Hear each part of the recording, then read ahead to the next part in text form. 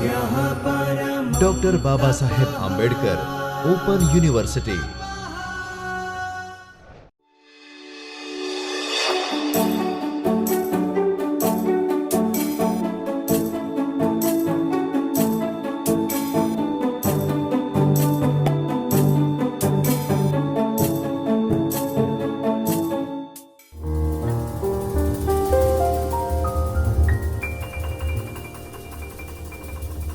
નમસ્કાર વિદ્યાર્થી મિત્રો, હું Divya Darji, assistant professor department of library and information science તરફથી આપ સર્વે વિદ્યાર્થીઓનું હાર્દિક સ્વાગત કરું છું.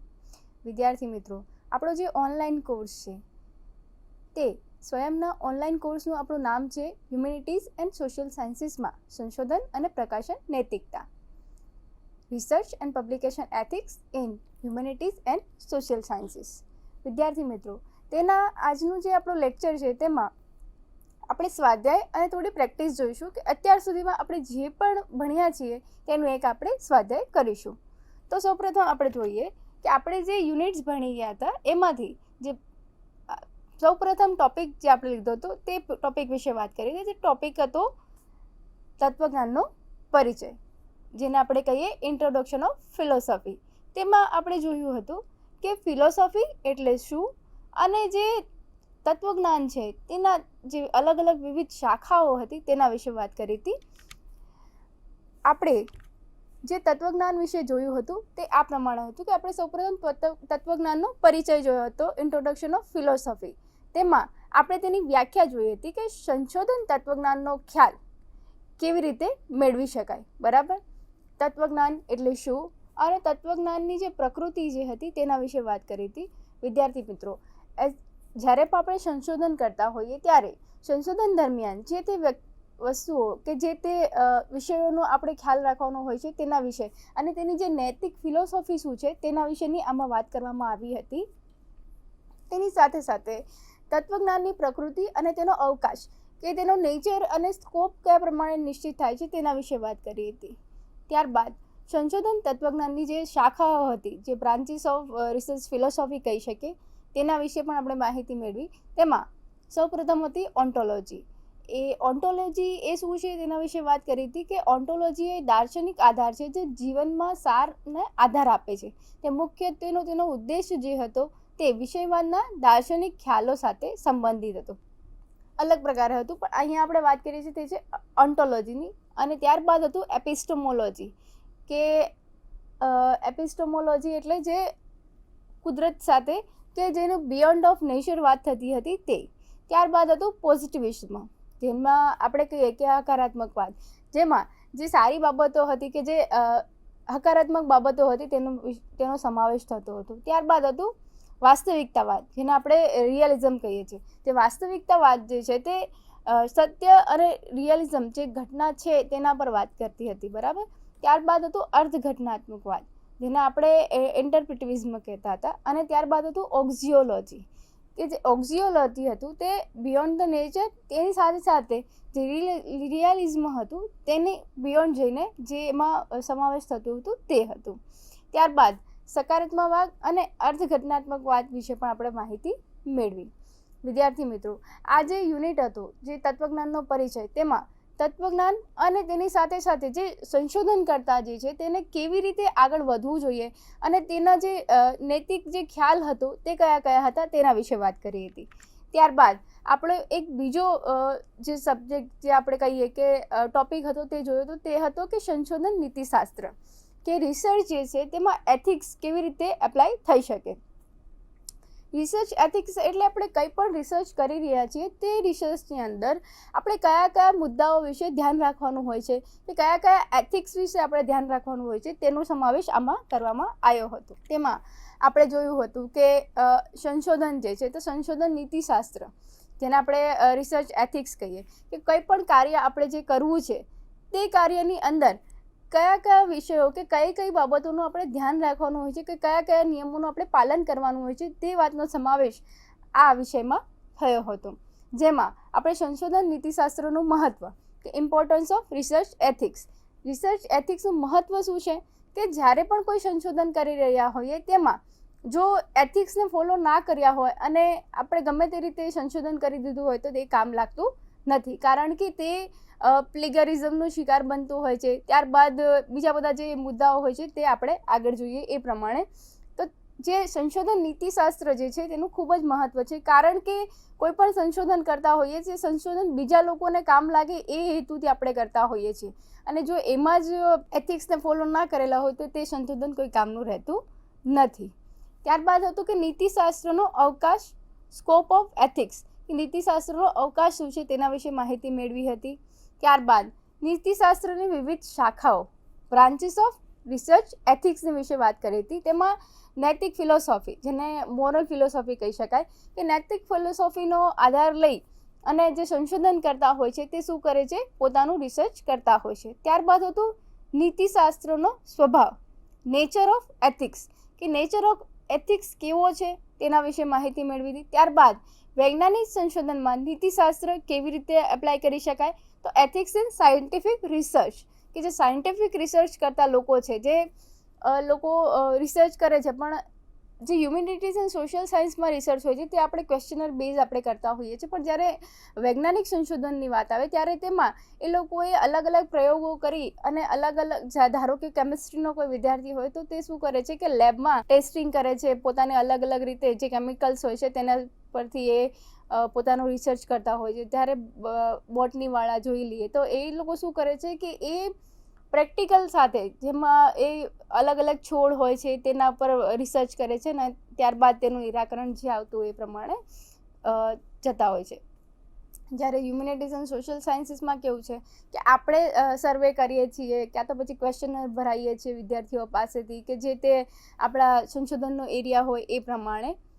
ત્યારબાદ નૈતિક મંજૂરી, કે એથિકલ ક્લિયરન્સ કેવી રીતે લઈ શકાય, તો નૈતિક મંજૂરી માટે આપણે કોપે વિશે વાત કરી હતી. કોપે જે છે તે જે એથિક્સ જે હોય છે તે પૂરા પાડે છે. તેમાં એ શું કરે છે કે જે પણ રિસર્ચ થયેલા હોય છે તેમાં સંશોધનની અંદર ક્યાંય પણ પ્લેગરિઝમ નથી આવતું, કે પછી બીજી બધી ઉઠામણું કોઈ પણ જગ્યા પરથી ડાયરેક્ટ એ સંશોધન થઈ નથી ગયું તેના વિશે, અને અલગ અલગ જે હોય છે તેના નિયમો તે પૂરા પાડે છે. ત્યારબાદ આપણે બીજો એક ટોપિક જોયો હતો, તે હતું પ્રકાશન નૈતિકતા, કે પબ્લિકેશન એથિક્સ.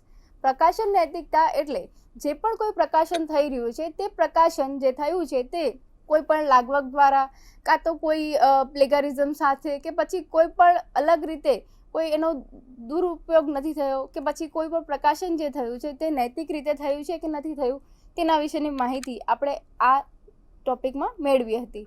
જેમાં સૌપ્રથમ આપણે જોયું હતું કે પ્રકાશન નીતિશાસ્ત્ર, કે પબ્લિકેશન એથિક્સ એ શું છે, બરાબર. જ્યારે પબ્લિકેશન એથિક્સની વાત કરતા હોઈએ તો ત્યારે એમાં વિવિધ બાબતોનું ધ્યાન આવતું હોય કે જે પ્રકાશન થઈ રહ્યું છે તે નૈતિક રીતે થયું છે કે નથી. તેમાં આપણે એની વ્યાખ્યા જોઈ. એની વ્યાખ્યા એ પ્રમાણે હતી કે જે તે પબ્લિશ થતા બુક્સ હોય, સામાયિક હોય, જર્નલ્સ હોય, થીસીસ હોય, કે પછી ડિઝર્ટેશન હોય, બરાબર, તેમાં અમુક બાબતોનું ધ્યાન રાખવાનું આવતું હોય છે, જેની બાબતની ચર્ચા આમાં થઈ હતી, બરાબર. ત્યારબાદ સૌપ્રથમ એમાં મુદ્દો હતો કે પેપર પ્રકાશિત કરવાના ઉદ્દેશ્યો, ઓબ્જેક્ટિવ ઓફ પબ્લિશિંગ પેપર્સ. જ્યારે પણ કોઈ સંશોધન કરતા પેપર પબ્લિશ કરે છે ત્યારે શું થાય છે કે તેમના જે રિસર્ચ કાઉન્ટ હોય છે, કાં તો તેમની જે ઇન્ડેક્સ હોય છે, જેમ કે આપણે H ઇન્ડેક્સ જોઈએ છીએ વગેરે, તેમનું જે સાઇટેશન જે છે તે વધતું હોય છે, બરાબર. ત્યારબાદ હતું પ્રકાશન નીતિશાસ્ત્રનું મહત્વ શું હતું, ઇમ્પોર્ટન્સ ઓફ પબ્લિકેશન એથિક્સ. તો પબ્લિકેશન એથિક્સનું મહત્વ એ પ્રમાણે હતું કે પબ્લિકેશન એથિક્સ, જેમાં કોઈ પણ રિસર્ચ કરતા કે સંશોધન કરતા પોતાનું પ્રકાશન જ્યારે કરી રહ્યા હોય ત્યારે તેમને જે ખાસ બાબતોનું ધ્યાન રાખવાનું હોય છે તેના વિશેની માહિતી આપણે આમાં મેળવી હતી. ત્યારબાદ હતું પ્રકાશન માટેની જે શ્રેષ્ઠ પદ્ધતિઓ કે પ્રથાઓ જે હતી, તેના ધોરણો હતા, તે કયા કયા હતા તેના વિશે વાત કરી. એને નક્કી કેવી રીતે કરવી પહેલાં, અને તેની માર્ગદર્શિકા, બેસ્ટ પ્રેક્ટિસીસ એન્ડ સ્ટાન્ડર્ડ્સ. તો જે આની જે પબ્લિકેશન કરવા માટેની જે માર્ગદર્શિકા છે તે પણ કોપી દ્વારા આપવામાં આવે છે, કે જે તે પ્રકાશન થયું હોય તેમાં એ પ્રકાશન નૈતિકતા સાથે થયેલું છે. ત્યારબાદ બીજી બાબત એવી ધ્યાનમાં રાખવામાં આવે છે કે કોઈ પણ જગ્યાથી તેને કોપી પેસ્ટ કરવામાં નથી આવ્યું. ત્યારબાદ તેની સાથે સાથે જે પણ લેખક કરતા છે કે જે પ્રકાશન કરતા છે ત્યારે કોઈ રિસર્ચ પેપર લખ્યો હોય કોઈ તો તેને કોઈ ખોટા ડેટા આપી અને આ જે સંશોધન છે તે આપ્યું નથી, તે બધી બાબતોનું જે ધ્યાન છે તે આ માર્ગદર્શિકા દ્વારા આપણને ખબર પડતી હોય છે.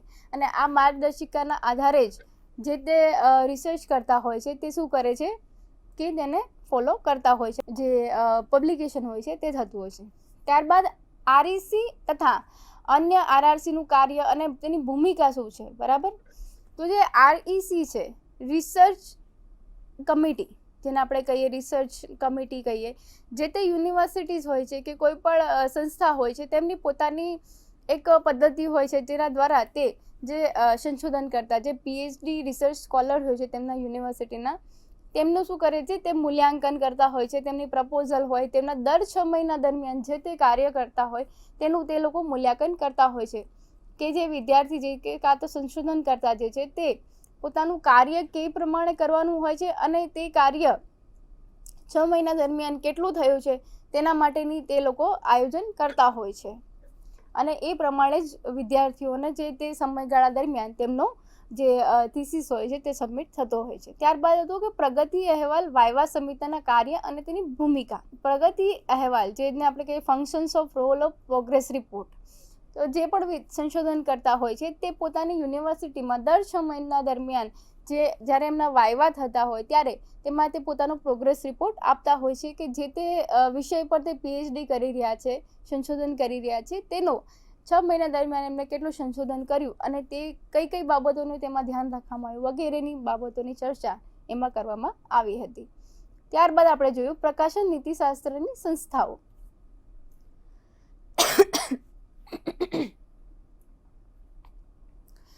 પ્રકાશન નીતિશાસ્ત્રની અમુક જે પબ્લિકેશન એથિક્સ ઓર્ગેનાઇઝેશન્સ હતા તેના વિશે માહિતી આપણે મેળવી હતી.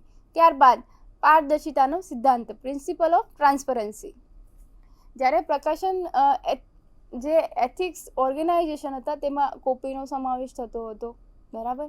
ત્યારબાદ બીજી અમુક જે સંસ્થાઓ છે તેનો પણ સમાવેશ એમાં થયો હતો. પારદર્શિતાનો સિદ્ધાંત એટલે જે પણ પબ્લિકેશન થયું છે તે પારદર્શિતા સાથે થયું છે, તેમાં કોઈ પણ જાતનું મિસકન્ડક્ટ થયું નથી, ત્યારબાદ તેમાં કોઈ પણ જાતનું પ્લેગરિઝમ આવ્યું નથી વગેરે બાબતોની માહિતી આપણે આમાં મેળવી, જેમાંથી જે તે પબ્લિકેશન થયું છે તે પારદર્શિતા સાથે થયું છે. તેના જે અમુક પ્રિન્સિપલ્સ આપણે કહીએ.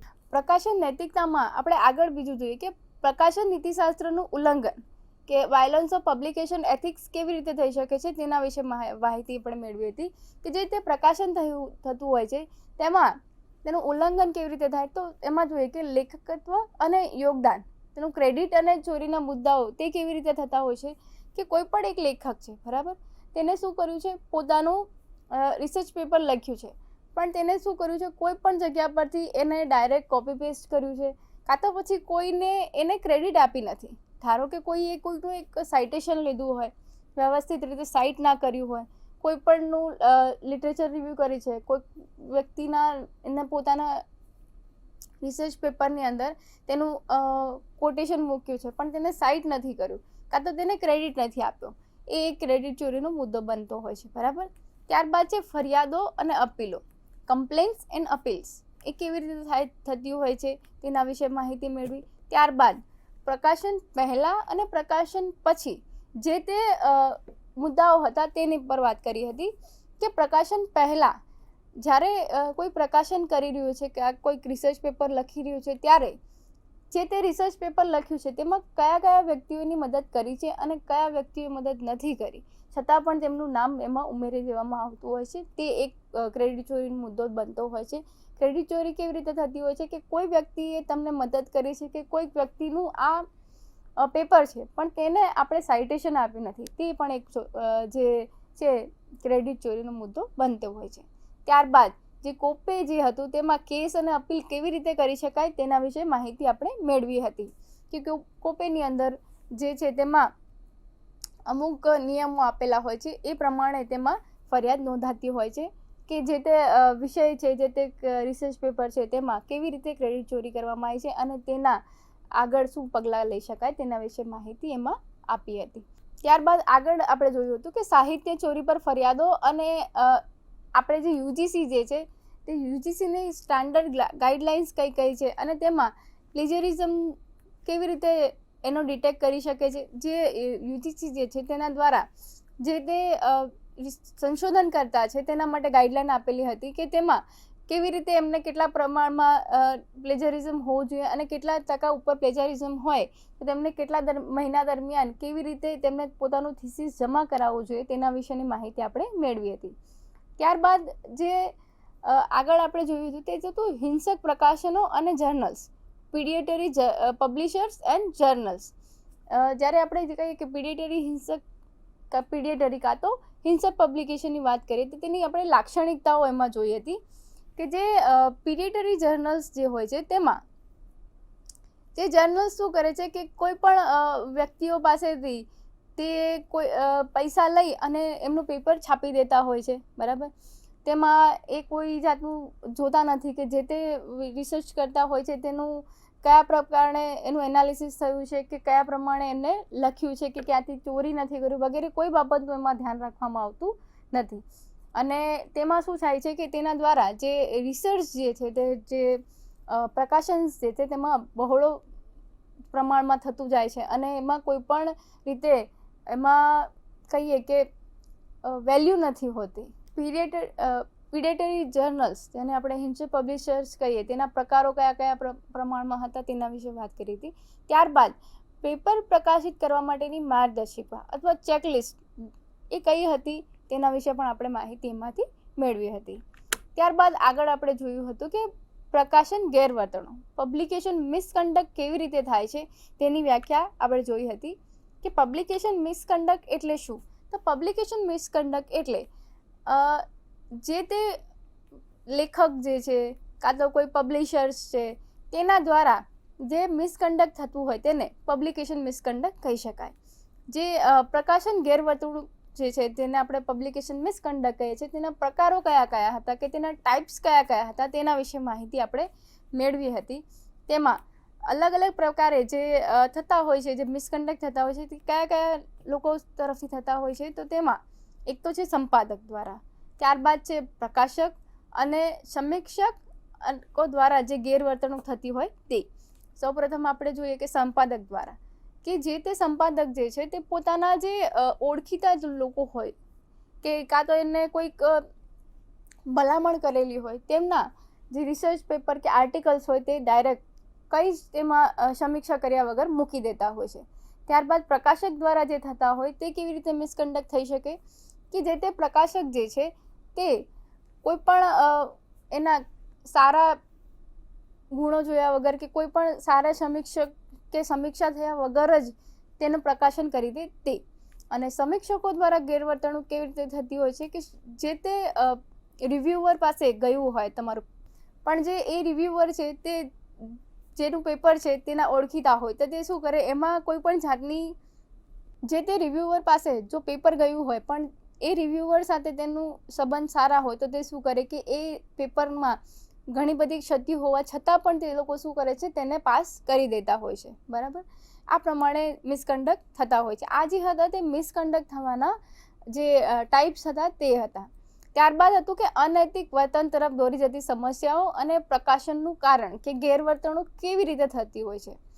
તો જે તે રિવ્યુઅર કે પબ્લિશર જે હોય છે, બરાબર, તેમાં તે પોતાના કોઈક વ્યક્તિ જે છે તે તેમને ઓળખીતા છે, તે વ્યક્તિએ એમાં કોઈ જ જાતનું યોગદાન આપ્યું નથી, છતાં પણ એ વ્યક્તિનું નામ જે તે પેપર્સ કે ચેપ્ટર્સ કે બુક જે હોય છે એમાં ઉમેરી દેવામાં આવે છે. એ નામ ઉમેરવાનું કારણ એટલું જ હોય છે કે જે તે વ્યક્તિના ક્રેડિટ્સ વધે, જે તે વ્યક્તિ હોય તેને વધુને વધુ સાઇટેશન મળે અને તેમના પોઈન્ટ્સ વધે. તે આધારથી કોઈ પણ જે સંશોધન કરતા હોય તે શું કરે છે, તેમનું નામ એમાં ઉમેરી દેતા હોય છે. તે પણ એક પ્રકાશન ગેરવર્તણૂકનું કારણ બને છે. ત્યારબાદ આપણે જોયું કે પ્રકાશન ગેરવર્તણૂકની શોધ અને તેનું નિવારણ કેવી રીતે થઈ શકે. તો પ્રકાશન ગેરવર્તણૂકનું જે શોધ અને નિવારણ જે થતું હોય તે ડિટેક્શન દ્વારા થઈ શકતું હોય છે.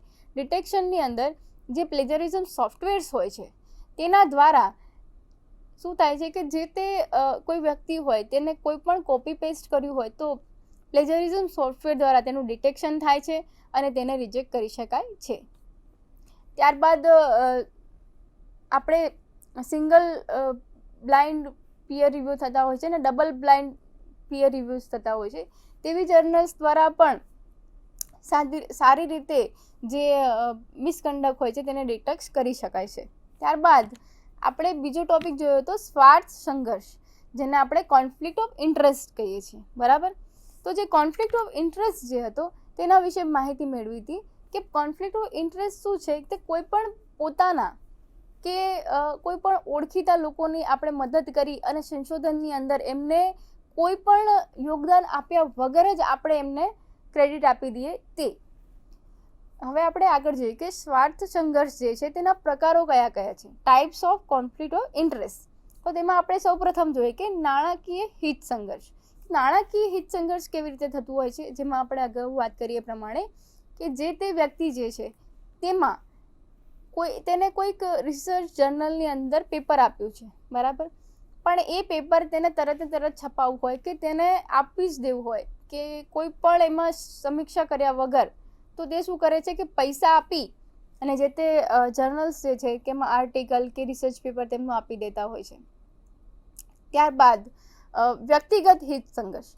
વ્યક્તિગત હિત સંઘર્ષ કેવી રીતે થઈ શકતો હોય છે કે જે તે વ્યક્તિ હોય છે એકબીજા સાથે પરિચિત હોય છે અને પરિચિત હોવાના કારણે તે લોકો શું કરે છે, આપણે અગાઉ વાત કરી એ પ્રમાણે કે કોઈ રિવ્યુઅર જે છે તે સામેવાળો જે વ્યક્તિ પેપર લખનાર વ્યક્તિ છે તેના ઓળખાણમાં હોય તો તે શું કરે છે કે એ પોતાના પેપરમાં કે જે તે પેપર હોય તેનામાં ભલામણ કરી અને કહે છે કહેતા હોય કાં તો પછી એવી જ રીતે એ પેપર આગળ વધી જતું હોય છે કે એમાં કોઈ પણ સુધારા વગર જ એ જતું રહે છે. ત્યારબાદ એકેડેમિક હિત સંઘર્ષ. એકેડેમિક હિત સંઘર્ષમાં આપણે જોયું હતું કે જે તે કોઈ વ્યક્તિ જે છે તે શું કરે છે, પેપર લખે છે, પણ એ પેપર લખ્યા પછી એમાં કોઈ વ્યક્તિનો એની સાથે સહકાર હોય કે ના હોય, છતાં પણ એ શું કરે છે કે કોઈ પણ તેના ઉપરી અધિકારીઓ હોય તેમનું નામ એમાં લખી દેતા હોય છે. ત્યારબાદ એકેડેમિક હિત સંઘર્ષમાં એવી રીતે હતું કે કોઈ પણ એક કહીએ કે એકેડેમિશિયન છે, બરાબર. તે શું કરતા હોય કે તેમને દ્વારા કોઈ બુક લખાયેલી છે, તો એ જ બુકને લેવા માટે એમના જે બીજા સહકારી જે હોય કે એમની સાથે જે જોડાયેલા લોકો હોય તેમને શું કરે, કાં તો શું કરે કે તેમને એ બુક ખરીદવા માટેનો ફોર્સ કરે. ત્યારબાદ બીજી રીતે કેવી રીતે થઈ શકે કે એકેડેમિક હિત સંઘર્ષમાં જો કોઈ પ્રકાશન કરતા છે તેને તે બુક્સ વેચવી હોય તો તે જે પોતાના ઓળખીતા લોકો હોય છે તેમને શું કરે છે, એ બુક્સ લેવા માટે પણ એ શું કરે છે, ડિસ્કાઉન્ટ આપે છે, કાં તો અલગ અલગ વસ્તુઓ દ્વારા કહે છે કે આ પુસ્તક તમે ખરીદો લો, આ પુસ્તક સારું છે, આ પુસ્તક સારું છે. એ પ્રમાણે એ પુસ્તકો આપવા માટે રેડી થતા હોય છે. ત્યારબાદ છે વ્યવસાયિક હિત સંઘર્ષ. વ્યવસાયિક હિત સંઘર્ષ કેવી રીતે થઈ શકતો હોય કે જે તે વ્યક્તિ પેપર લખે છે, પ્રકાશન કરે છે, પુસ્તક પબ્લિશ કરે છે, બરાબર. એની અંદર તે પોતાના જે વ્યવસાયિક હિત સંઘર્ષમાં જે તે વ્યક્તિ પોતાના હિત માટે થઈને કોઈ પણ પ્રકારના જે ગેરવર્તણૂક હોય છે તે કરતો હોય છે. તેમાં સ્વાર્થ સંઘર્ષની જે છે તેમાં ઉમેરા થતા હોય છે. ત્યારબાદ આપણે આગળ જોઈએ કે સ્વાર્થ સંઘર્ષની ઓળખ કેવી રીતે થઈ શકે, how to identify conflict of interest. જે કોન્ફ્લિક્ટ ઓફ ઇન્ટરેસ્ટ છે તેને આપણે કયા પ્રમાણે ઓળખી શકીએ છીએ તેની વાત કરીએ તો કોન્ફ્લિક્ટ ઓફ ઇન્ટરેસ્ટ એમાં આપણે અગાઉ વાત કરી એ પ્રમાણે કે પ્લેજરિઝમ દ્વારા, બરાબર. ત્યારબાદ જે કમિટીઝ હોય છે તેમાં જે માર્ગદર્શિકાઓ આપેલી છે એના પરથી પણ આપણે કોન્ફ્લિક્ટ ઓફ ઇન્ટરેસ્ટ કેવી રીતે થાય છે અને તેને અટકાવવા માટે કયા પ્રમાણમાં આપણે કાર્ય કરી શકીએ છીએ તેના વિશે પણ આપણે માહિતી એમાંથી મળી હતી. અને આગળ આપણે જોયું હતું કે સ્વાર્થ સંઘર્ષ નિવારણ માટેના જે પગલાં હોય છે તે કયા કયા હતા અને તેની સાથે સાથે તેની નૈતિક માર્ગદર્શિકાઓ અને તેના ધોરણો, એથિકલ ગાઈડલાઇન્સ પણ આપણે તેની સાથે સાથે જોઈ હતી. ત્યારબાદ આપણે જોયું હતું કે વ્યવસ્થાપિત સ્વાર્થ સંઘર્ષની અસર, એ impact of unmanaged conflict of interest, તેના વિશે પણ આપણે વાત કરી. અને તેની સાથે સાથે નૈતિક સંશોધન અને પ્રકાશન માટેની જે શ્રેષ્ઠ પ્રથાઓ જે છે તેના વિશે વાત કરી કે તેની જે શ્રેષ્ઠ પ્રથાઓ છે તે કઈ કઈ છે. તો જે તે એથિક્સ, જે પબ્લિકેશન એથિક્સ જે છે તેની જે ગાઈડલાઇન્સ છે તેને ફોલો કરવી જોઈએ. તેની સાથે સાથે જે તે રિસર્ચ કરતા હોય છે તેમને પોતાનું જે પેપર હોય, થીસીસ હોય, તેમાં પ્લેજરિઝમ કેવી રીતે ઓછું થઈ શકે, જે તે વ્યક્તિનું તેમને કોટેશન કાં તો જે તે વ્યક્તિની વાત, વ્યાખ્યા કંઈ પણ એમને લીધું હોય બહારથી, તો તેમને તે વસ્તુને ત્યાં સાઇટ કરવાની જરૂર પડતી હોય છે અને તે કરવું જોઈએ, જેનાથી જે પબ્લિકેશન મિસકન્ડક્ટ છે તે રોકાય છે. બરાબર. ત્યારબાદ આગળ આપણે જોયું હતું કે ઇન્ડેક્સિંગ અને સાઇટેશન ડેટાબેઝિસ, કે ઇન્ડેક્સિંગ અને સાઇટેશન ડેટાબેઝિસ કયા કયા છે અને ઇન્ડેક્સિંગ અને સાઇટેશન ડેટાબેઝિસ દ્વારા આપણને કઈ સારી એવી શોધ માટે આપણને ટેકનિક્સ મળે છે, જેમાં ઇન્ડેક્સિંગ ડેટાબેઝિસ કયા કયા હતા અને સાઇટેશન ડેટાબેઝિસ કયા કયા હતા તેની આપણે વાત કરી હતી.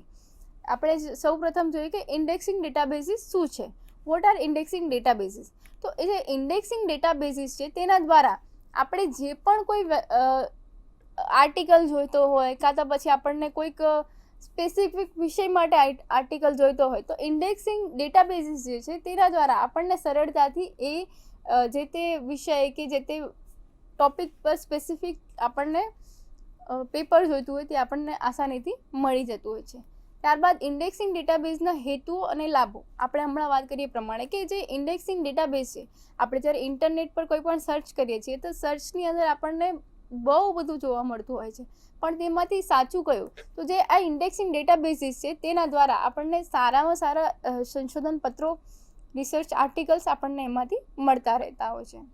ત્યારબાદ આગળ આપણે જોયું હતું કે જે લોકપ્રિય ઇન્ડેક્સિંગ ડેટાબેઝિસ, પોપ્યુલર ઇન્ડેક્સિંગ ડેટાબેઝિસ કયા કયા હતા તેના વિશે વાત કરી હતી. ત્યારબાદ આપણે જોયું હતું કે સાઇટેશન ડેટાબેઝિસ શું છે. What is citation databases? કે જે સાઇટેશન ડેટાબેઝિસ જે છે તે સાઇટેશન ડેટાબેઝિસની અંદર તેના હેતુઓ અને લાભો આપણે જોયા હતા. સાઇટેશન ડેટાબેઝિસની વાત કરીએ તો આપણે એક સિમ્પલ ઉદાહરણ દ્વારા સાઇટેશન ડેટાબેઝિસ છે તેના વિશે માહિતી મેળવી હતી કે સાઇટેશનની અંદર જે તે વ્યક્તિ જે છે તેને કોઈ પણ પેપર લખ્યું છે, પણ એ પેપરને કેટલા સાઇટેશન મળ્યા છે, એ સાઇટેશન ડેટાબેઝિસ પરથી આપણને ખ્યાલ મળતો હતો કે જે સાઇટેશન ડેટાબેઝિસ છે તેમાં જે તે પેપરની જે ગુણવત્તા જે છે તે પેપરની ગુણવત્તા કેટલી છે, એ પેપર કેટલા લોકો દ્વારા સાઇટ કરવામાં આવ્યો છે અને એ પેપર કે કયા પ્રમાણે આપણને ઉપયોગી બની શકે છે તેના વિશે આપણને તેમાંથી માહિતી મળી રહે છે. તે તેના હેતુઓ અને લાભોમાં આવતું હતું. ત્યારબાદ લોકપ્રિય સાઇટેશન ડેટાબેઝિસ વિશે આપણે માહિતી મેળવી હતી. જે સાઇટેશન ડેટાબેઝિસ છે તેનું આપણે એક સિમ્પલ ઉદાહરણ એ રીતે લઈએ કે જ્યારે પણ આપણે કોઈ ઓનલાઈન શોપિંગ કરતા હોઈએ ત્યારે ઓનલાઈન શોપિંગ દરમિયાન આપણે જોતા હોઈએ છીએ કે કોઈ પણ વસ્તુ આપણે પરચેસ કરવી છે ઓનલાઈન, પણ આપણે પહેલાં શું કરીએ છીએ, એ જે તે વસ્તુ જે છે તેના આપણે સ્ટાર્સ જોતા હોઈએ કે આ જે વસ્તુ જે છે તેને કેટલા સ્ટાર છે, આ જે વસ્તુ છે તેને કેટલા લોકોએ જોઈ છે અને કેટલા લોકોએ પરચેસ કરી છે, તેના ઉપરથી આપણે એ વસ્તુ ખરીદતા હોઈએ છીએ.